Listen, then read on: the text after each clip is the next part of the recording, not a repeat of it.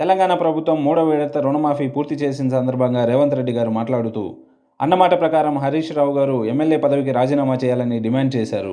దీనికి హరీష్ రావు గారు ప్రతిస్పందిస్తూ, ఎన్నికల్లో హామీ ఇచ్చినట్లుగా రుణమాఫీపై ముఖ్యమంత్రి రేవంత్ రెడ్డి మాట తప్పారని, స్థాయికి తగ్గట్లుగా రేవంత్ రెడ్డి ప్రవర్తించడం లేదన్న ఆయన, ఉమ్మడి ఆంధ్రప్రదేశ్ చరిత్రలో ఆ స్థాయిలో దిగజారిన సీఎం ఇంకెవరూ లేరంటూ విమర్శించారు.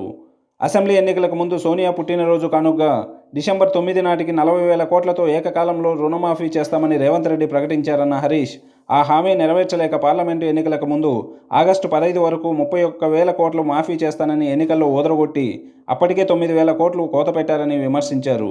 దేవుళ్లపై ఒట్టు పెట్టి మాట తప్పి చేసిన అపచారానికి వెంటనే ప్రాయశ్చిత్తం చేసుకోవాలని సూచించారు. సీఎం రేవంత్ రెడ్డి చేసిన తప్పు దైవద్రోహానికి రాష్ట్రాన్ని ఆగ్రహించవద్దని ముక్కోటి దేవుళ్లకు మొక్కుతానని తెలిపారు. రేవంత్ ఏ దేవుళ్ల మీద ఒట్టు పెట్టి మాట తప్పారో ఆ దేవుళ్లందరి దగ్గరికి త్వరలోనే తాను స్వయంగా వెళ్తానని హరీష్ రావు వివరించారు.